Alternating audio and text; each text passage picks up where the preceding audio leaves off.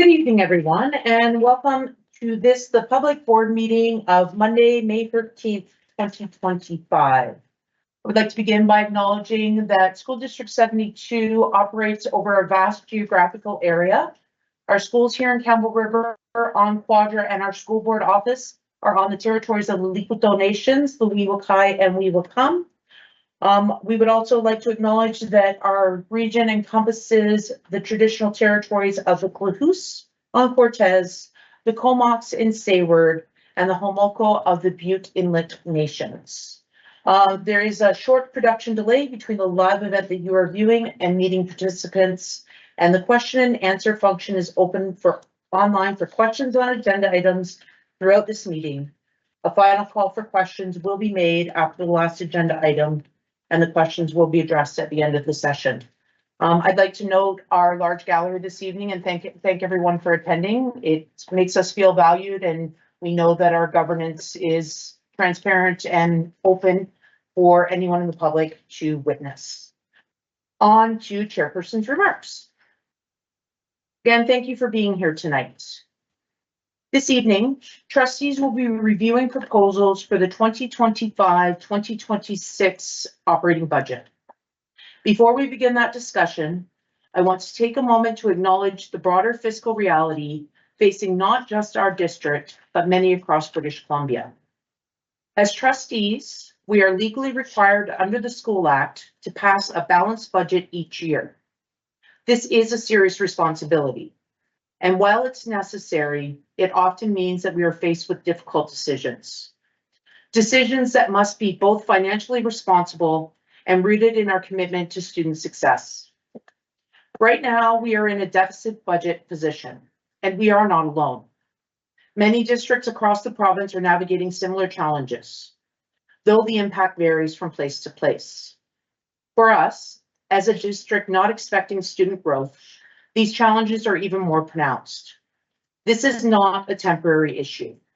It will continue to shape how we plan and operate well into the future. It demands long-term thinking, focused leadership, and a shared commitment to what matters most, our students.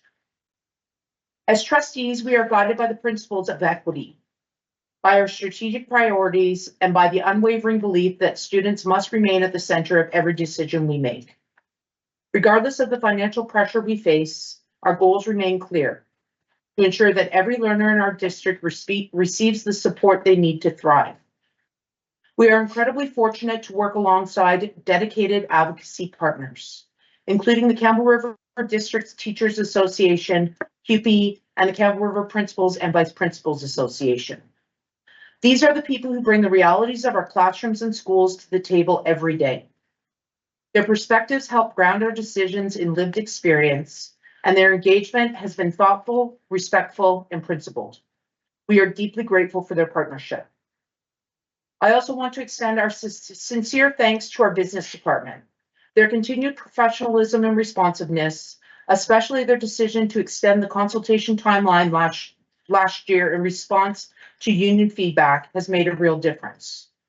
They also approach this work with humility, recognizing that while they build the financial framework, they depend on the insights of educators and support staff to truly understand how proposed changes may impact classrooms, students, and our shared goals. That spirit of collaboration is essential. It's how we create a budget that is not only balanced, but meaningful and responsive to the real challenges our schools face.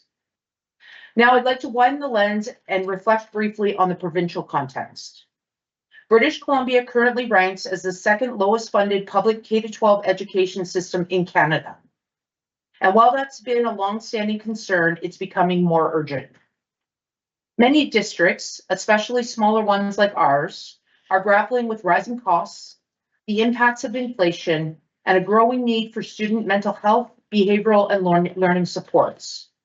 In some areas, rapid in-migration has drawn attention away from these systemic issues.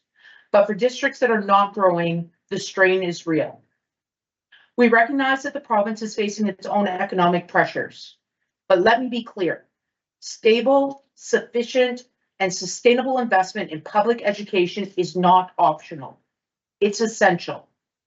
If funding does not reflect the actual cost of delivering education today, our ability to maintain quality services for students and families will be increasingly at risk.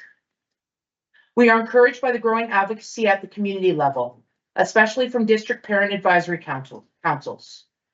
Many DPACs have launched public campaigns calling on government to re-examine the current funding model.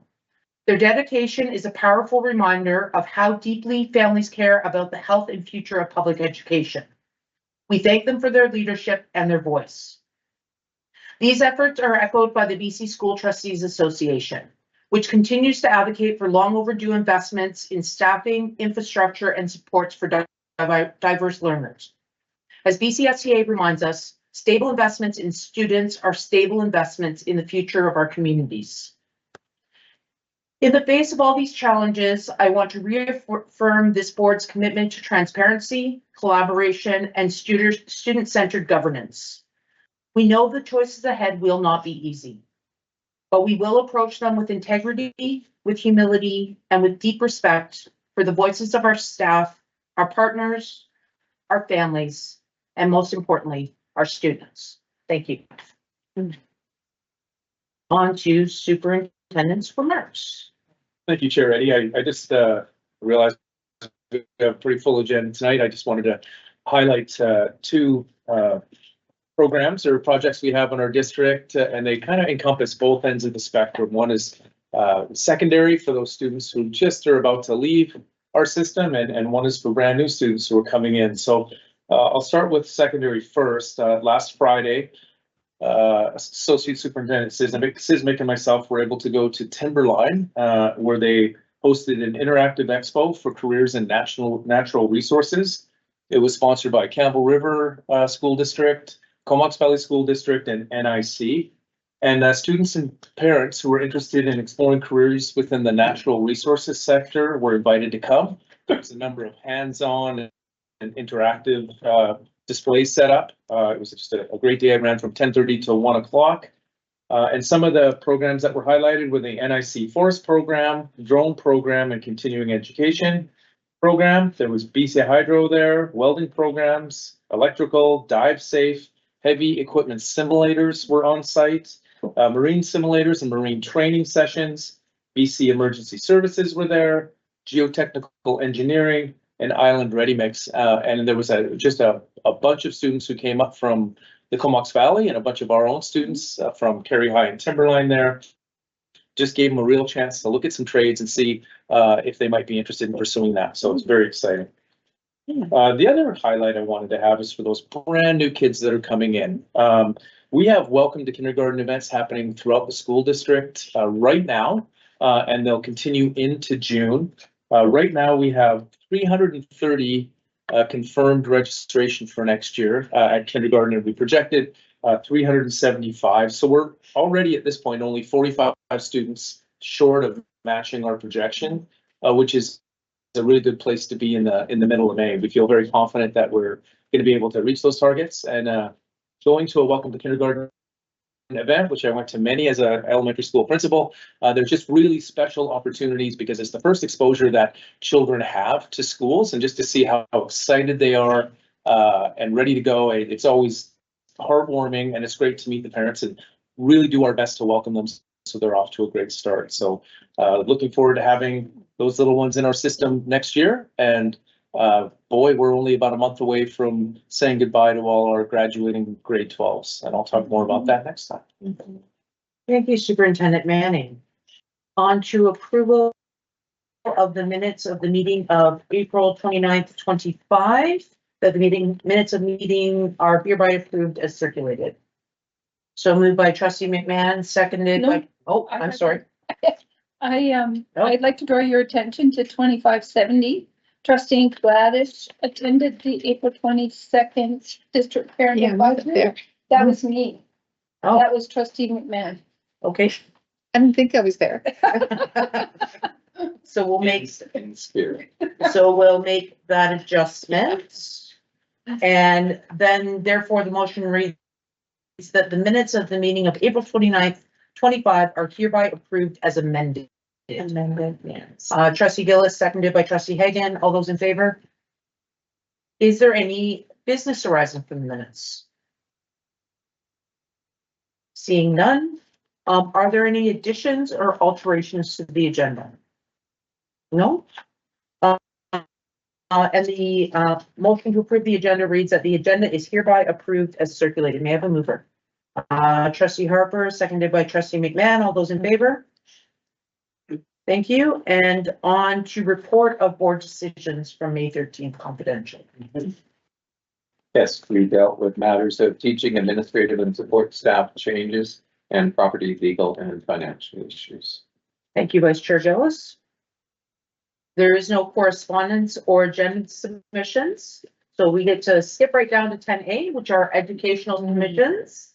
And I would like to welcome the group representing music education to the front, please. I liked how they were like, oh, it's our turn.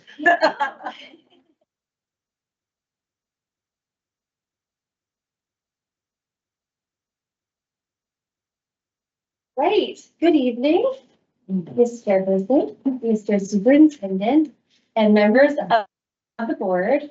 We would like to begin by thanking you for this opportunity to speak on behalf of the Campbell River Music Educators Association. And we would like to acknowledge your generous support of music programs for students at all levels in the district. My name is Kirsten Liskey, and I teach music at Angola Point. And my name is Emily Hickford, and I teach at Sound. The last few years have no doubt been challenging for all of us with a pandemic, hard economic times, and budget cuts.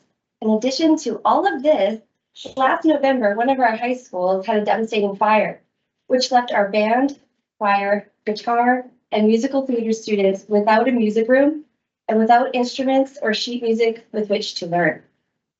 Despite all of these challenges, our students, staff, and the administration have risen above the ashes and gotten right back to music making.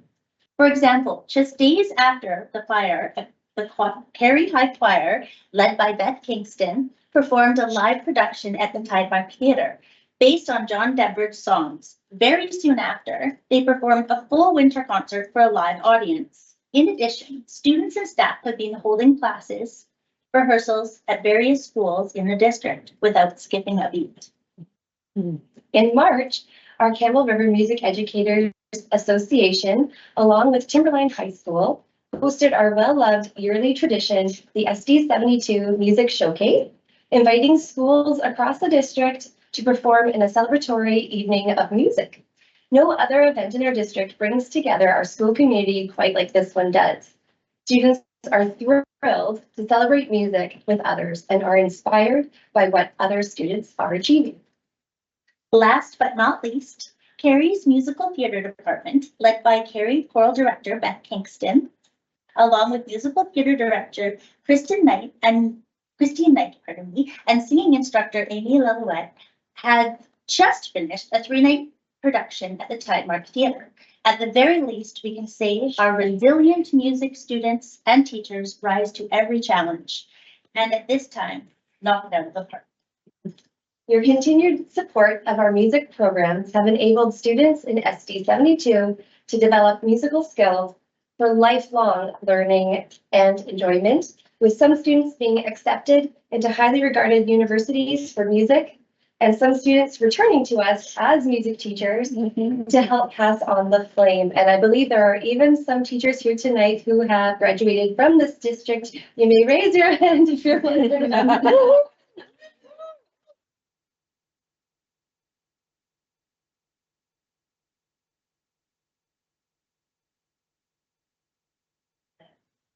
And now, because pictures are worth 1,000 words, here is a short snapshot of our students and how they feel about their music classes and what our students have been learning in this last year.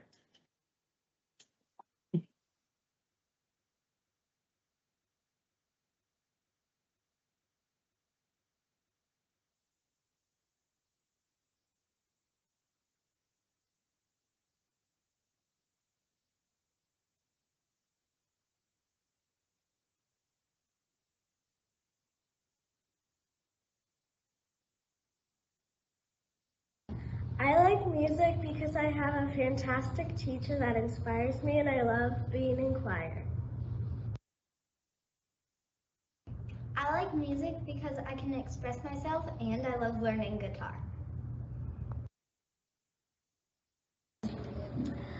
I like about music, like when you feel sad or emotional, you can just sing or play music and it really helps get your emotions out.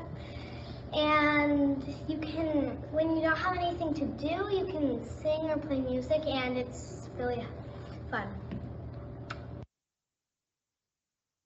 I like music because we get to try different instruments like ukulele and xylophones and a lot of things, and we try different songs and we keep the songs that we like and possibly try them again, try the songs that we didn't like. And choir is also really fun. I've done it every year I've been here, been allowed to, and I love it. I like music because you get to see new places, meet new people, and make friends along the way.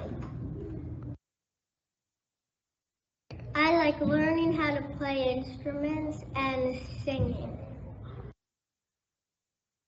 I like music because there's a bunch of things forming together, like the melody, the beat, and the lyrics forming together to make one song. And I like music because it's just you can make songs differently, like it doesn't have to be about one thing. And I just like music because it's fun.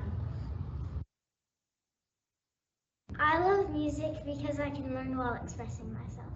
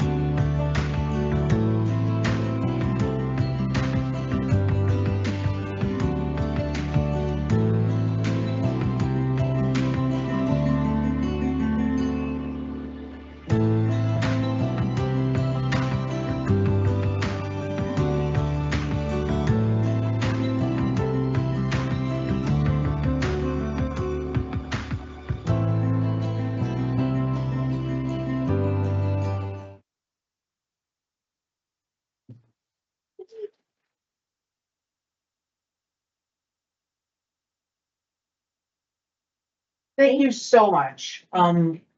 There's a lot of trustees around the table who have a deep appreciation for music and the learning and connection it provides for students.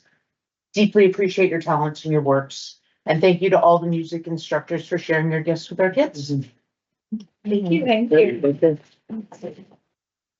Oh, I'm sorry, do you have a question? Well, it's first an observation followed by a question. Sure. Today I had the joy of running into students from Brooks Secondary from Powell River over in Rock Village who were on a lunch break. And they did pass along to me that they were very impressed by the gyms full of Campbell River Elementary students who really knew stuff about music. And that when they played the theme from How to Tame a Dragon and the room went nuts, they recognized it immediately. I thought that was a testimony to the skill of the music educators in this district and your ability not only to get across music, but also how to be an audience, which is also important. So I'm wondering, is there anything like exchange programs that go on between districts, or are the bands from Southgate or Phoenix gonna head to Powell River, or? That is a really great idea. I thought you meant with teachers. We should go teach others. Because I mean, they were so excited. They were grade 8s and 9s, and they had an audience, and they had an appreciative audience who knew how to be an audience, and that was really meaningful to them. So I passed that along to you. You're doing great work. Yes, I love that. And it would be cool if you could go pay it forward over to Powell River, because I think they'd like that. Absolutely. Yeah, I love that idea. And we have a school trustees choir that we. We're excellent. Yeah, really. After the meeting. Yeah. I bet it'd be good. Oh, yeah. Thanks for your support. Thank you so much, ladies, and Yeah. thank you to the music educators in our district. Your talents are greatly appreciated. Thank you so much. Thank you. Cool. Thank you. Absolutely. Moving down the agenda, we do have another public submission this evening, and I'd like to invite Deb Coombs, president of the Campbell River District Teachers Association, to come and share her thoughts on the 25-26 budget.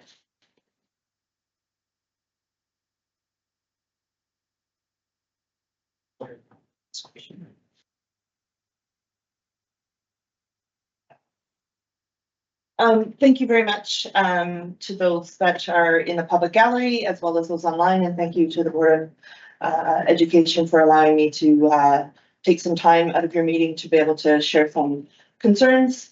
I'm sorry that I'm following up such an amazing positive presentation by our music educators with some things that are a little more fiscally concerning and things like that, but I think it's important.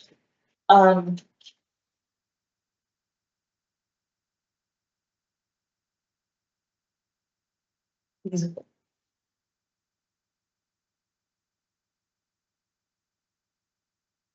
this?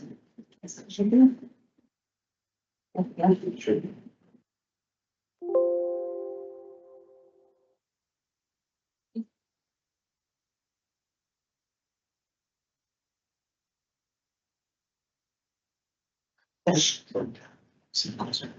Okay. Okay.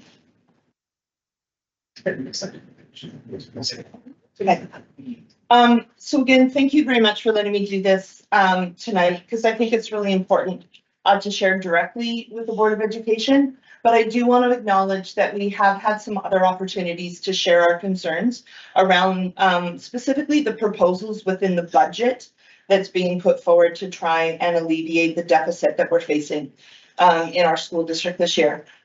So we did attend the budget function meetings on April 9th and May 6th. We have had meetings directly with the superintendent, secretary treasurer, and the director of human resources to share concerns and our concerns with us. We did submit a written document with a lot of supporting statements, and I'm pretty sure, and I know that Mr. Patrick in his role has shared that with you. And so I'm just going to hit some key highlights tonight. There's certainly not enough time to do that. And then of course, tonight's opportunity to share with you what's where we're at. So we just wanted, as it probably isn't a surprise to any of you, or it shouldn't be given all of those opportunities, that we are opposed to the budget for the 2025-2026 school year. And it's for a number of reasons. One, it doesn't meet contractual obligations, which was identified in our written submission. And that's something we can discuss later. It reduces specialist teachers to both support staff and students within our school district. It significantly reduces the role of teacher librarians and their libraries as the heart of our schools through the proposal to have teacher librarians cover prep time and reduce the prep or the additional prep teachers in our schools. It places additional workload and financial strain on all of our teachers. It reduces teacher positions as a cost-saving measure disproportionately to other areas of the budget. And it does not identify a meaningful plan to address the systemic issue plaguing the school districts across this province. And we understand that we are not unique in being a deficit budget, and we know that there are many districts across there, but we want to change that. We need, I think, to have a collective voice, not only for what we're facing in this district, but a collective voice across the province. With respect to the specialist teachers in our district, our school coordinators are going to be reduced next year. Some of those coordinators are going to be reduced through attrition because we have some temporary teachers and or temporary assignments that simply are just not going to be posted and refilled next year, as well as a reduction in the number of school coordinators that are going to be in our district. And these coordinators help support teachers by strengthening their knowledge and skills in the areas that are identified in your strategic plan. They work with teachers on literacy, numeracy, ensuring that there are Indigenous ways of knowing and learning and curriculum ties within our school district. Social emotional learning, looking at student-centered environments. All of those things are areas of the curriculum that our school coordinators support teachers on. And in addition to working with teachers, those school coordinators often provide direct service to students through role modeling lessons in their classroom, through mentoring both their teachers and other professionals in the schools, as well as they team teach with their classroom teachers.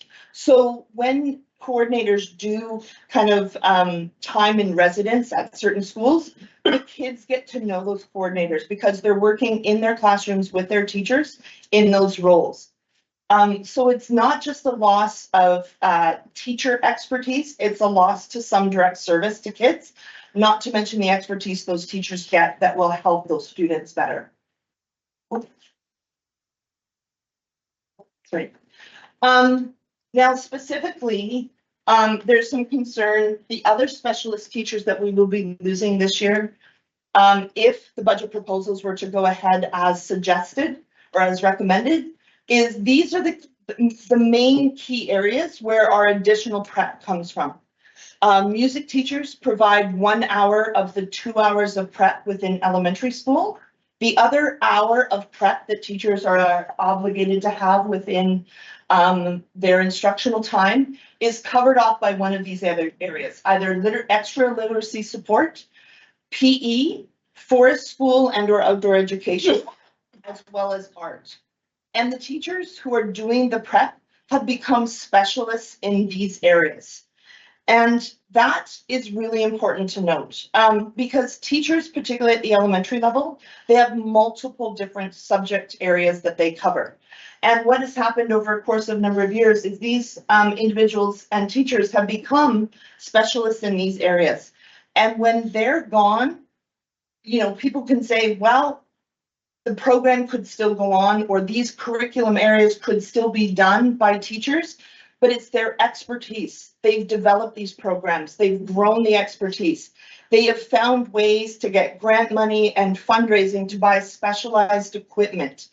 You know, they have skill development in PE as opposed to just game playing or those kinds of things. So for literacy, there are many more students that are reading, including our Indigenous and vulnerable students. They are become much more successful in all content areas when they are more successful at reading, and their behavior issues are lower when students feel success in areas such as reading that is, you know, that pretty much is comprehensive in all of the subject areas that we do. With regards to PE, those individuals are experts in physical development, injury prevention, having a positive attitude towards fitness, and providing equal access to all students regarding physical activity and opportunities. Not all of our families and students can participate in physical activities outside of the school. Forest school and outdoor education is a hands-on inquiry-based learning that builds curiosity, resilience, independence, collaboration, and problem solving. It is student-led. It engages students to connect their interests about nature, fostering appreciation and respect for their environment. and a lifelong respect for the land, and encourages environmental stewardship that aligns with Indigenous ways of knowing. Students directly learn about First Nations culture, history through their traditional use of and appreciation for the land. And in art, social and emotional development, it fosters creativity, develops critical thinking, it enhances communication, self-expression, it boosts academic performance, and it builds confidence. Now, specifically the proposal to have teacher librarians cover this additional prep time. What it's going to mean is teacher librarians covering prep time will be a loss of library time. The library is a flexible and open space within our schools. It's used for a variety of different reasons. And the reason it can do that is because it's not an enrolling position. It is not a classroom. If I have a student that needs a book in the middle of our silent reading period, I can send them down to the library without there being a limitation because there's a class in there doing their own learning within that time period. If we need a space for students to work quietly outside of their classroom on something specific, the library is a good place for an EA and a student to go and be able to do this.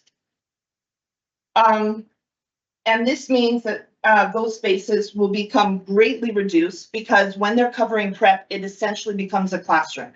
And there will be limitations as to students and staff being able to access the library while a class is going on.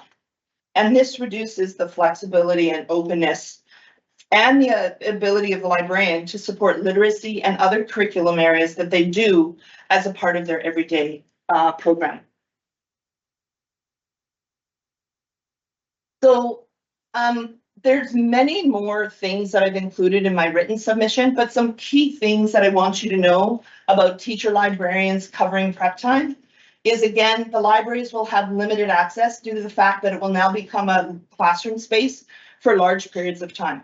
Some of our libraries that are like at 0.7 FTE will be used prep at like 0.4, 0.5, which leaves very little room for that classroom to be open and available to all. It reduces the capacity for collaboration and curriculum support because if the library is busy tied up doing actual instruction with students, that librarian is not able to help find resources for a teacher on a particular subject area or put together a collection of books on a particular theme or genre within the classroom. Our librarians are also the hub of our technology support for staff and students. They help change passwords, teach both teachers and students to use technology that's in our classrooms. Some of our library spaces are not designed for full classrooms. They're designed as library spaces, not as classroom spaces. There can be a loss of support for special events, emergencies, and school operations. If we had guest speakers, if we wanted to have some kind of special event, the library was always a flexible and open space that could be closed to house or host those kinds of events, and that may no longer be possible. There is the potential loss of book fairs, which also reduces funds for library books and other classroom resources, further reducing resources that people will be able to have access to. Some of our book fairs generate up to $3,000 a year. One of our schools does it twice a year, where the first book fair, the money is given to teachers to help support classroom resources. The second book fair supports the library. That $6,000 cannot be made up when we're in a deficit budget. And if those book fairs need to be canceled, streamlined, pared down, it means a loss of resources to our kids. And the potential loss of infamous Battle of the Books. Battle of the Books is a long-standing tradition in our district. It's a much-loved activity. But with the restricted time on the librarians to have the flexibility to close the library, to work with kids who are going into the Battle of the Books, to put together the collections, the questions, and all of those things, it may or may not be able to happen with those things in line. Some additional concerns about the teacher librarian proposal is the workload on TLs. In addition to running the library and managing a book collection, which is their normal task, as well as any of the associated tasks, they will now need to plan, instruct, assess, and do reporting on the curriculum areas that they're teaching during their library time. In terms of specialty teachers, they're now going to need new pedagogy and new practices on a broader range of curriculum rather than enhancing the specific expertise they already have in their prep time area. Classroom teachers are also going to need to new pedagogy. Some of our classroom teachers where, for example, PE is being covered, they haven't taught PE in 10 years because prep has been what has taught PE in their rooms. They may have taken kids out on the playground for additional PE time or played some games with kids, but the skill development, the knowing how to prevent injuries, how to safely, have large groups of kids in those kinds of open spaces is all going to be new learning for some of our teachers. There could be additional costs incurred for in-service and professional development opportunities that may need to be assigned to teachers. Additional costs for curriculum areas. If there are teachers that are unable to do some of these curriculum areas because of accommodation or other issues that may happen.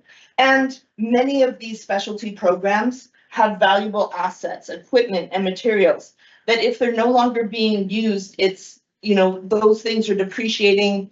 They are eroding away. Equipment could be lost, forgotten about, those things. So we understand that there are systemic issues in our budget. We know that you have to produce a balanced budget, and we know that there's some reduced enrollment. We know that there are inflation and rising costs right across the board, and that we don't get any additional funding for those costs. There are some additional ministry initiatives that are mandatory but not funded. There are a number of things that have come forward from the ministry that we're required to do that we don't get any funding to do. And we know that there are additional benefit costs to both district and teachers. We know that the costs and benefits that were negotiated by the provincial parties is costing us more money to cover the premiums up.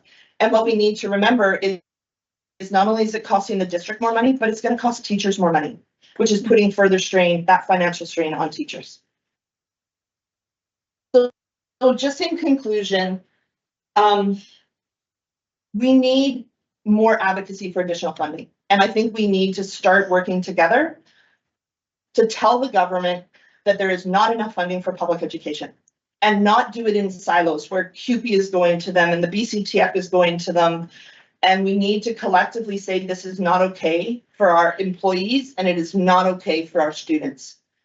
We need to know a plan moving forward. What is your plan? Does it include us?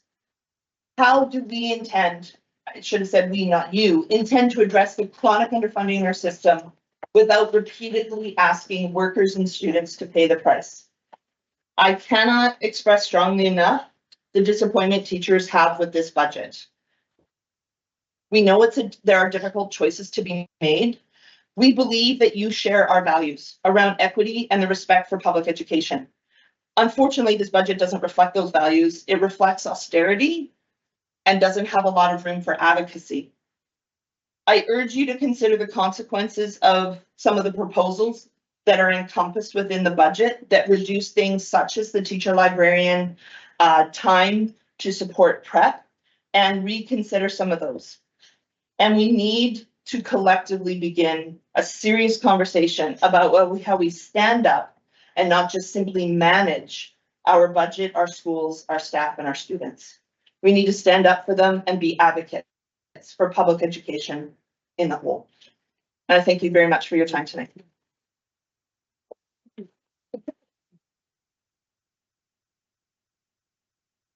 Questions from the table? Trustee Harper. Yes, Chair, through you to the CRUTA president. I'm just trying to understand your rationale that you said this is going to cost teachers money, and I'm just not understanding that. Can you give me an example? One of the examples is like the benefits cost is going up, and the benefits is a shared cost. The district pays 50%. We pay 50%, the district pays 100% of dental. So when those premium costs go up, which they are for the district, there's no doubt, the 50% that teachers pay is also going to go up. We don't know exactly because those new premiums, as far as I know, haven't come out. Just got them. Oh, just got them? You and want to know how much? yes, we were estimating that it was gonna be on average about $800 a year more for, about $40 a month more per teacher. You know, to the tune of, you know, about $400, $500, twice as much if you happen to be a teacher who's married or is the spouse of another teacher. So that's one example. I apologize.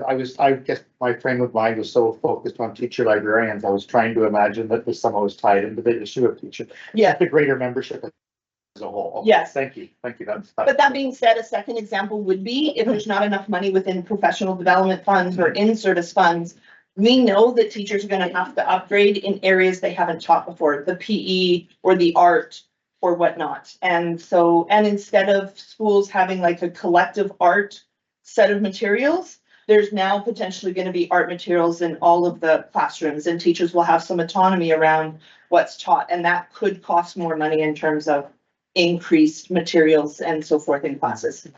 Trustee Hagan? I'd like to thank you for your passion on many areas and the way you presented it. I value many of the things that you've said. Matter of fact, I can't think of something I disagree with. These are hard times though. And I appreciate you coming up with a way that we can work together to approach the government and say, hey, it's not right. We're making bad decisions with what little we have, and you know, there aren't many options left open for us.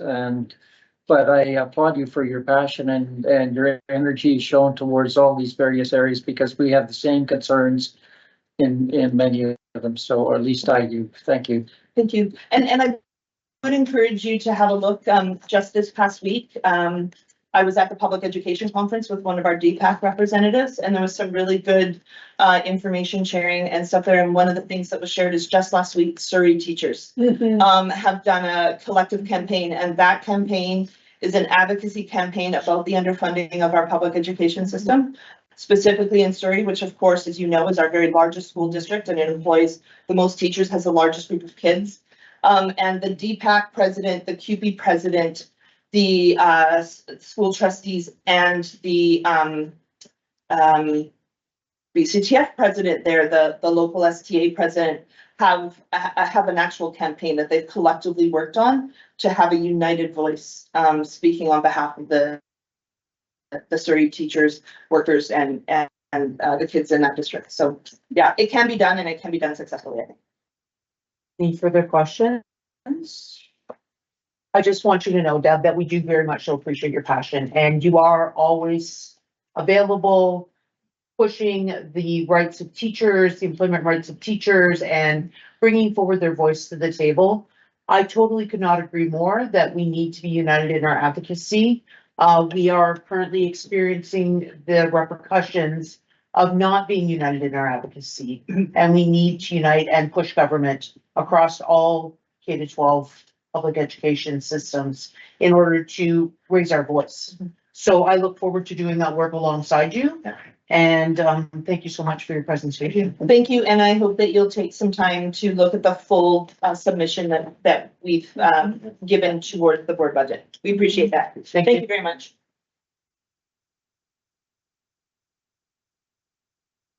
Okay, sorry, back to my agenda.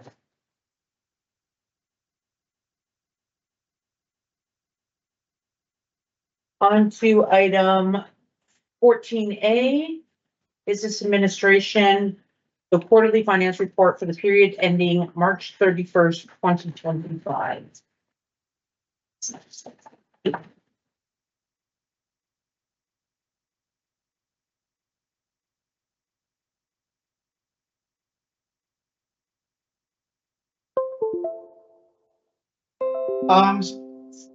Quarterly budget report. And it is timely because we are presenting the preliminary proposal for next year. I'm not gonna spend a lot of time on this because we'll probably have to spend a bit more time on the proposals. So this is our third quarter. It includes the final budget changes that were made. And this really is our status on where we're at year to date, based on that budget.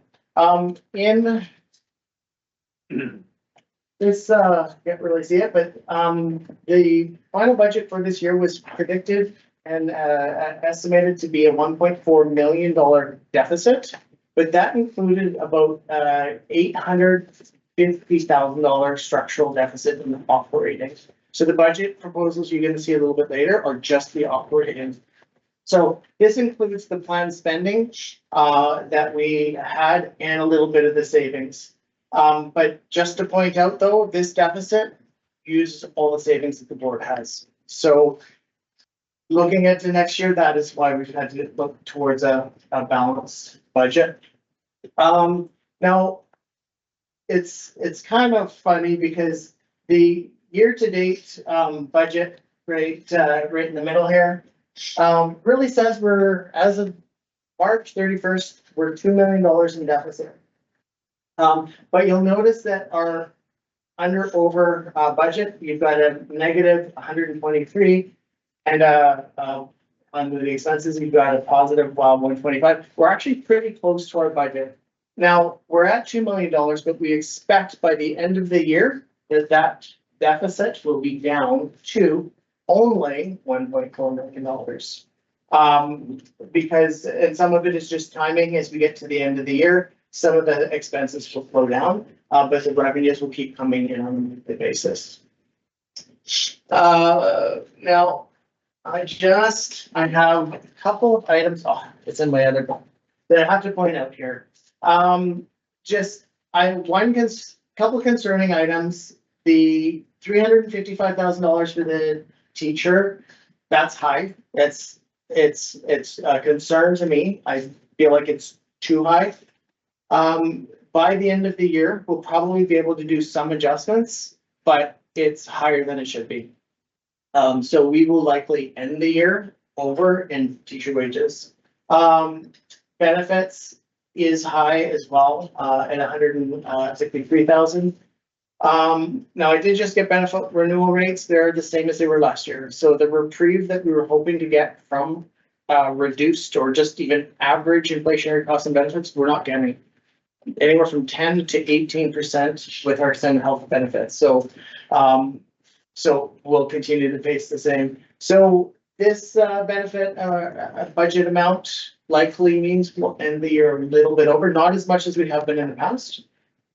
The other one, TTOC, is concerning because that is higher than we expect year to date. As we get to the end of the year, that typically comes down. So I'm confident that will be a lot closer to budget. Then when we come down to district administration, we are a little bit under budget on supplies, which is good. In operations and maintenance, though, there's a big amount, $707,000 and 25% that we're under. Now that is just waiting to get close to the year end. Some of that is going to be purchases that have been ordered that will be here and delivered by the end of the year in preparation for summer work. And then, yeah, transportation. Transportation is a little bit high, and we typically end a little bit high as well. So I'm confident right now that those deficits, I think we will be under $1.4 million in deficit by the end of the year. So I would say overall our budget is on track. We've got some accounts that are over, but we'll have some accounts, especially the supply accounts, that will be under. And we will come in under 1.4. So it still means we'll probably use most of our savings, and they're likely shouldn't count on much to be available for future budgeting purposes. But this is where we're at. So it's not great news, but it should be within the board's fiscal abilities to, by the end of the year, to cover off expenses. So that is the Q3 update. The next one that you get will be our financial statements that so we'll prepare our financial statements in July. Renee and I will know sort of what our fiscal condition is at that time. But we won't be presenting it to the board until the end. Actually, the first meeting in September, we propose the surplus reserves And you'll have an indication of what a budget's gonna be in that, for what our balance will be in that time. Thank you, Secretary Treasurer Patrick. Trustee Hagan. Do we need a motion to No. accept the report? No, there's no motion required. That was for information. Okay, so the big presentation tonight is the proposals for next year's budget. So the board tasks management with going out, gathering feedback, coming up with proposals, presenting it to the board to accept or reject. Our process, we have lots of trust from the board in that, so we like to make sure that all the feedback that we get, we send to the board so that you can see that you saw earlier. Now, based on the feedback from prior years, we typically would look to stakeholders to generate ideas. From those ideas, we would then shape what the proposals would be, align them with strategic priorities. Then we would take those back to the stakeholders for feedback. But some of what we heard was that was too limited of a time. So heading into this year, knowing that we had $1 million structural deficits, we changed up our process a bit this year. We started earlier. The senior management team started looking in February. We reached out to stakeholders in February to start getting some of the ideas and feedback to shape. So we started our first budget meeting with a list of proposals. Now, what we had to be very careful of was that we were open to feedback and that those weren't set in stone. So we did take some feedback, and I'll point out a couple places where the feedback did have an impact to change what the initial proposal was, because you're only seeing the final proposal. You're not seeing all the other stuff that has been in the countless hours and options and considerations that we have looked at. So when we did the update, this is from the budget comparison document that I think I presented in March. The $949,000 deficit did not unfortunately go away. It's still there. And that's what and where we had to start preparing for it. And believe me, like the first place that we have looked and that we look is we look for non-position reductions. Unfortunately, if you remember to September of 2024, when we missed our enrollment, we had to do unprecedented a mid-year reduction of $700,000. We were able to accommodate that by looking at non-position reductions, but that used all of it. So there's very little left when we get to this budget planning for next year because those items have already been moved out. So from the proposals, the first proposal that we have identified is a teacher coordinator position. And we originally had a 1.0 reduction here, but based on the feedback that we got, I'm just going to try to increase this a bit. Based on the feedback that we got and some additional non-position things that came in, we were able to reduce it down to a 0.5 position. That will look to be about $170,000 savings. Strategic priorities. So strategic priorities they support schools, they support programs in the schools, and typically it's a split between district initiatives and then school-based initiatives. The budget was $150,000. So this takes about a third of it away. And I believe this is probably going to be focused on the district initiative, whereas the school portion will still be provided to school. So this is to give schools funds for release time to support the board's strategic priorities. So librarian prep, this is the one that you heard about earlier. So this, it is a reduction of about 5 positions, and you can see the amount is quite large. And you know, when you're looking at when we were able to change the reduction for teacher coordinator from 1 to 0.5, with this one, it it's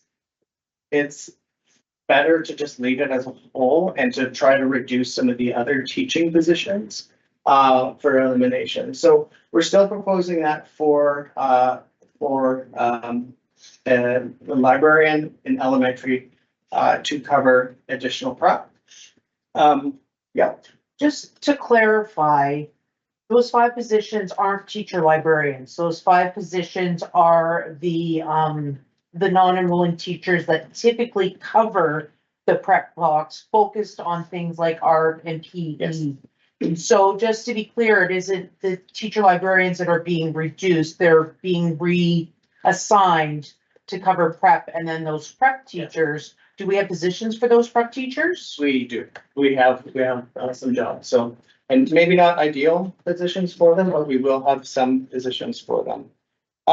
So now this is something that came about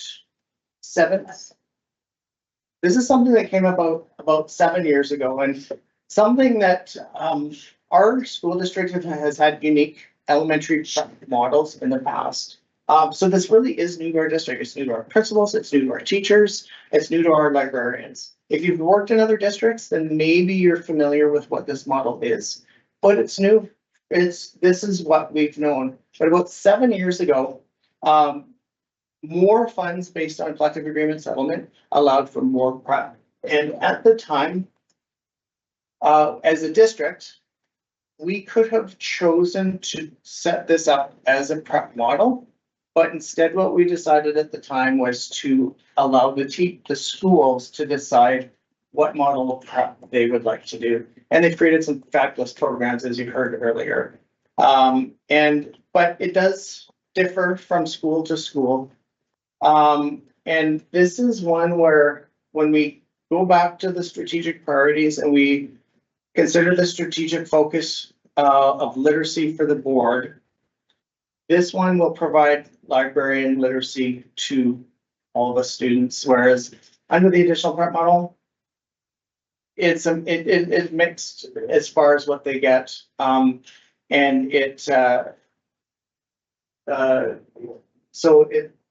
schools have certain programs and other schools don't have that. So this will be a little bit more consistent from school to school. But again, it is displacing programs, and we do know that. And I'll talk a little bit later about alternatives that we had looked at and tried to consider. School trust funds, this next one, $100,000. So when I try to describe this, sometimes it doesn't. So as schools fundraise, collect money, they have vending machines, they will build up, and they actually have school held funds.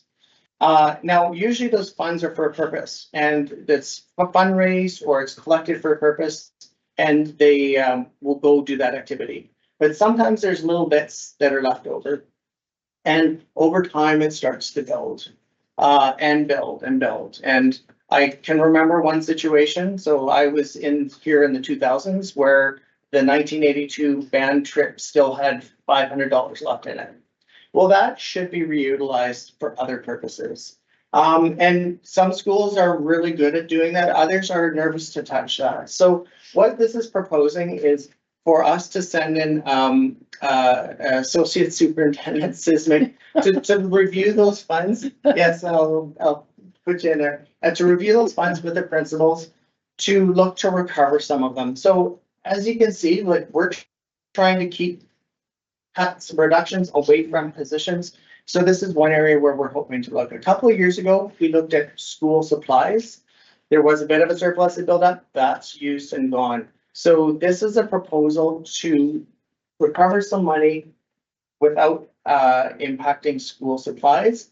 Now, what we have to clarify is it varies school to school, which is why we need somebody to go and work with principals. Some schools might be able to contribute a little bit, some none, and some quite a bit. So it's not going to be an equitable recovery. The benefit of this, though, is I can tell you, next year, schools are going to use all their funds.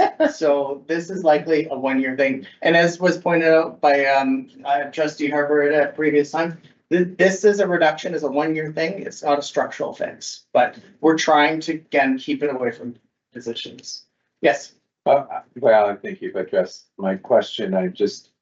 This is a very organic process, is it then? Because I gather there will be some schools that have, given circumstances, have deeper pockets than others. Yes. And so this will be a negotiated Yes. discussion. Okay, Yeah. thank you.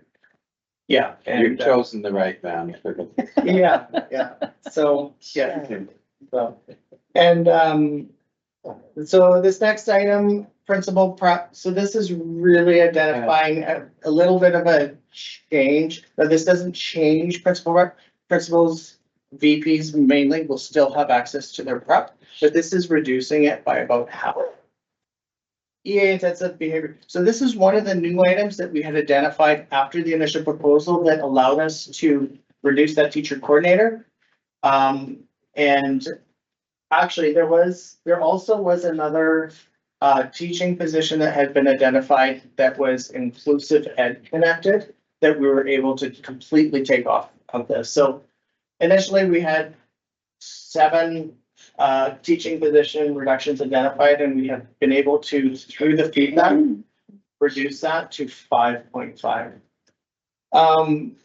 But the EA behavior intensive, so this is not a cut. This is not a cut at all.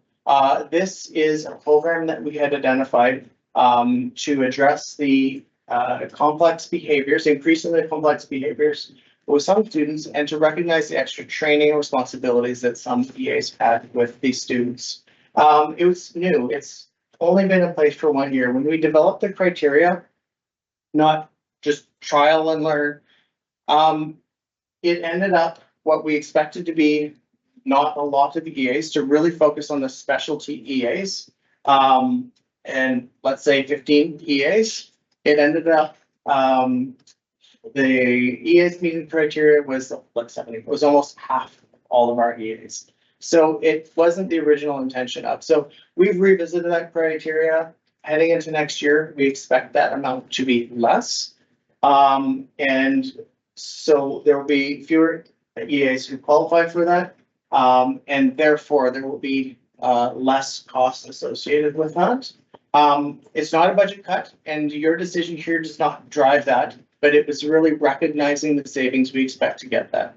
So for instance, let's say next year there's 150 EAs that are required to do those intensive behavior, then that's what we would have to adjust the budget to. But based on what we know at this point, we expect it to go down by half. Then carbon tax reduction. So this one was kind of an aha when you see your gas pump price drop. Your Fortis bill should also be dropping. Well, we spend a lot on Fortis and we spend a lot on gas. So this is kind of what the savings we expect. And again, those two were allowed us to, again, remove one of the teaching reductions that have been identified. Classroom enhancement funded position. So this is it's actually a government funded due to the collective agreement reinstatement with the teachers that happened a bunch of years ago. And what it is we've kind of got old language, new language. We put in those two, and the reinstated language means that we have to hire more teachers. So with that difference, the ministry will fund us. So they'll give us the money for these full teaching positions. Now, really what it means is if you hit certain conditions, you have to add a teacher, you get funded. But what this right here is identifying is that within our current setup of things that we're doing, we feel like there's probably 2 positions we're currently paid for that we feel would get approved in this classroom enhancement fund application. So we're going to put in that application next year. Why not? Saves $240,000. It does not impact reduction of anybody else's position. International operating contribution. Again, this is it does vary year to year. If you did look at your quarterly pre-report, I noticed that tuition was international was down a bit. So we feel heading into next year that they can still meet this amount as a contribution. literacy grant. So this is a 3-year grant we got from the ministry. We're gonna use it to support some of our literacy coordinator time. Feeding Futures additional. So just wanted to say, I agree that funding is not kept up. It has been masked by enrollment growth around the province.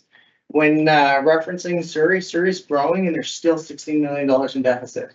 In 10 years, the demographic projection is every district is gonna lose students except for Langley and Soup. So that means that Surrey, just imagine when they start declining in enrollment, what kind of deficits they're gonna face. Something has to change, because we've taken away all the non-position stuff and now we're starting to get into the positions. But the government will tell you record investment. The reason record investment is because they partially cover wage increases. That means it's more than last year. But Feeding Futures and childcare have been investments that they've made. But what it doesn't do is actually improve supports in the classroom.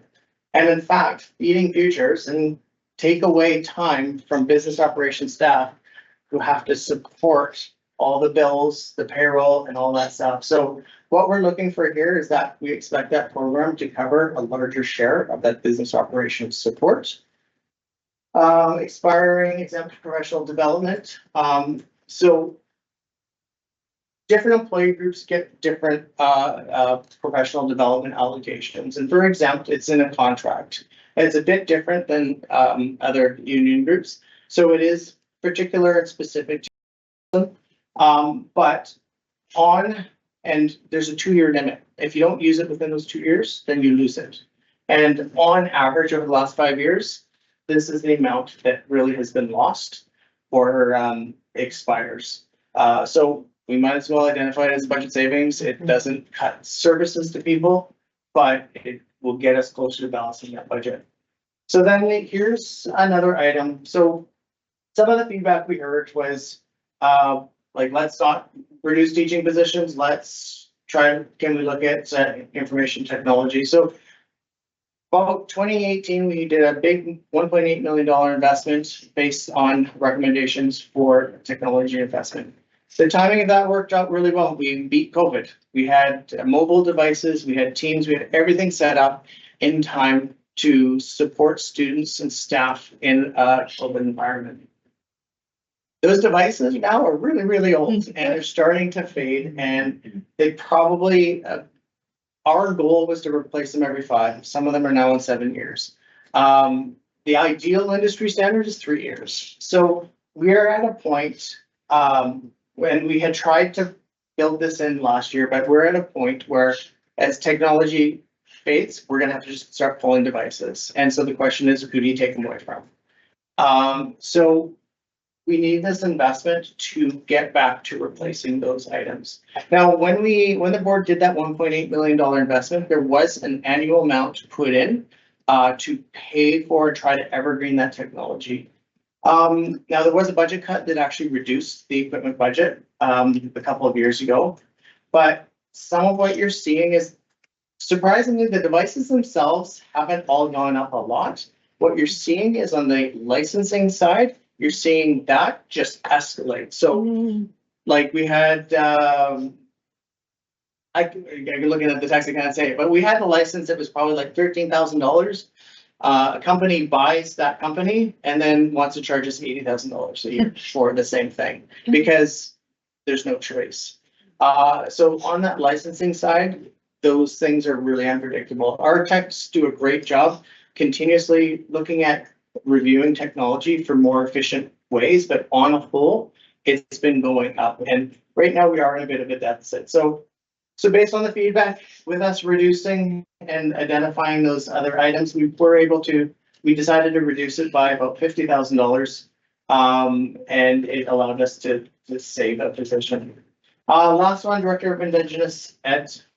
So this is one that comes from our Indigenous Education Council and also from Finesse. So our target Indigenous targeted fund program is pretty big, it's about $2 million.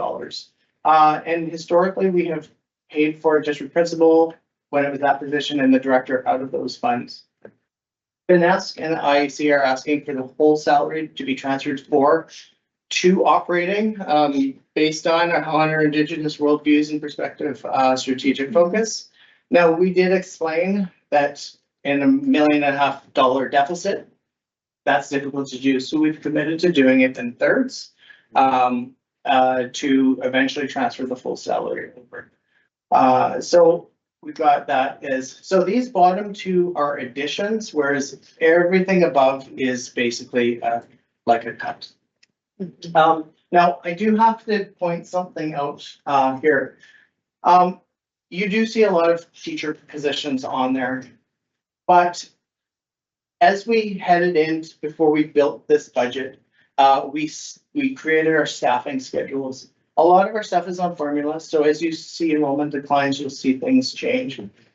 But because we knew it was a deficit, you can see this 1.4 FTE PVP. So we actually reduced principal time, one position at Carey High and about 0.4 of other work that they were doing.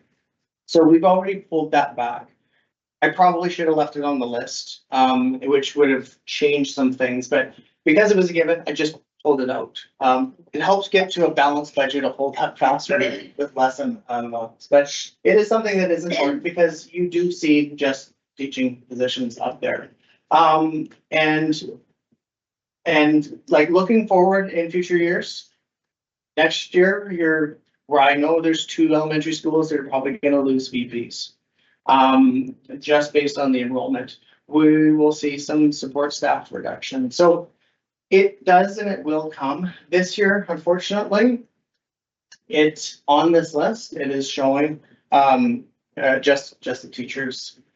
So alternatives. So part of why we do our feedback and why we provide so much time is I really am looking for that. You're dumb. You should have done this. And from our the feedback, there really isn't anything that came to address a big chunk of money that could cover. One proposal, sell land. So Oyster River was a property that was identified, sell Oyster River, use the money. The ministry, now whether they discourage or say you can't do that, I've heard both. I don't see it in the school act, but basically they say don't do that. The other thing with something like Oyster River is it has a trust clause on it, which means if we sold it, the government would get 3/4 of the money. We would get 25% of the money. So it's a whole lot more complicated than just doing that. And plus it does it once. Like once that money's gone, there's nothing left and there's nothing available. Just looking at other alternatives too. We did hear from somebody early on, look at more P time. Well, VP time, we have reduced 1.4. Like we could get rid of all of our elementary VPs and that covers about just a fraction of what it is. Especially like swapping out the librarians to prep, 13 EAs, teacher coordinators, elementary VPs. Like those are the types of things with that scale that potentially none of it's good. This is really picking up really bad options. And then the other piece is next year we very well may have to try to find more. And so if it's not this year, it may be next year too. So this, we're not looking for you to pass a motion on this tonight. Why we're doing it in this public meeting is to look for additional feedback. We have 2 weeks before we bring back a preliminary budget for the board to pass. And so any feedback that comes in, we'll look for writing to be sent to my office. And we'll forward the feedback to you when we get it so that you have lots of time to consider it. And then at the next meeting, yeah, if you can reject the budget, we can go make some changes and bring it back in June. But of course, we hope that you'll be ready to support the budget at that meeting. Harper. I already conveyed to the Secretary Treasurer and the Superintendent my dissatisfaction with the proposals that are placed before us, because I don't see anything coming from the board office. And I'm not suggesting that they be people. But I think there has to be some showing and sharing of the weight what's going on here. And I don't see that on that screen. I'm not gonna play with trains in front of everybody here. I've got ideas. I'll share them with you privately later. But I'm disappointed. Any, So we have the Prody on there, which is for a school board office item. That's going, And so we've got, not real. In my opinion. so Sorry. when looking at equal options, it is difficult, and in some years in the future, it may be more of certain groups than others. So, and this is really kind of where we're starting, and, you know, I wasn't around when we went from 8,000 to 5,000, but I'm sure the start was, it started with teaching positions, and then as those reduced, support staff, exempt, management, PVP, all kind of follow, so it is coming. other comments or questions from the table? Yeah. Trustee Blanche. I'm just looking at the school held trust fund. And I don't know anything really about what that would look like, but what if it's not there? I mean, yeah, you know, I just can't imagine that schools with $100,000 You want that? sitting there, sort of ready to give away, and I'm So wondering. we did a preliminary conversation with schools, and Yeah. was it like half of it potentially could have come from one school? So Oh. we have a pretty good idea that we should be able to meet that and reach that and still leave funds available, unidentified, uncommitted funds for most schools, for all, well, for the schools that have those available to give up. Okay. Trustee Gillis? Yeah, I certainly understand the gravity of this, and it's still like a bit of a, what is it, Sophie's choice, they call it, you know, you're choosing between all your kids and all of the people that you value within, you know, our district. I'm curious, out of those budget function committee meetings, were there some significant other possibilities that came forward as opposed to this larger item that we see? So not a lot, like you'll get centralized purchasing, which can save thousands of dollars. If you bring in a purchasing person, you need to pay for their salary first. Raising rents will get you another $10,000. It really is, unfortunately, we didn't get a lot of really good stuff, but that's why we asked, right? Just, is there something that we're missing? And unfortunately, we didn't get anything significant like that.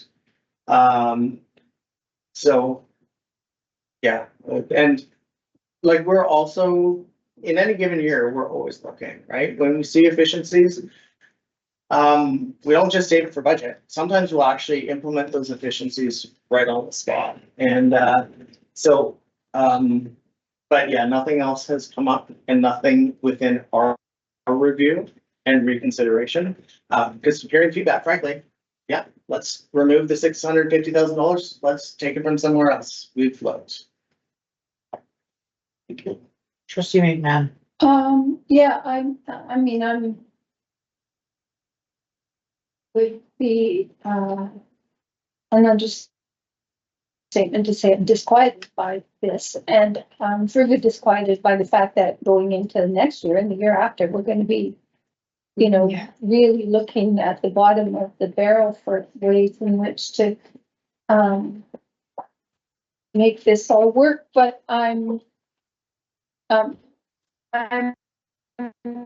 wondering, as per Deb's suggestion, of us advocating, I mean, we all nodded, but how are we gonna do that? Do we need a plan? Do we need a committee? Do we need, like, now that there seems to be some consensus that that's the way we need to go, what are we gonna do? Well, I do have to state that there is a reason why I was interested in Vista.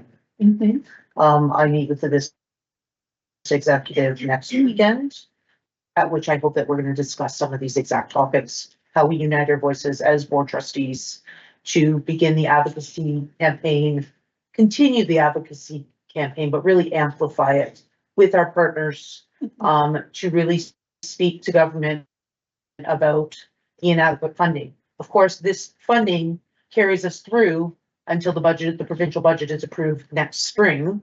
So regardless of what our advocacy efforts are in the meantime, there will be no decision, no more money put into the system prior to next Absolutely, budget, but we know these things move slowly. as they do in And government. so in order to make some kind of possible impact, we need to get on it. So could I suggest that we put on our next agenda this topic so we can explore it further? Absolutely.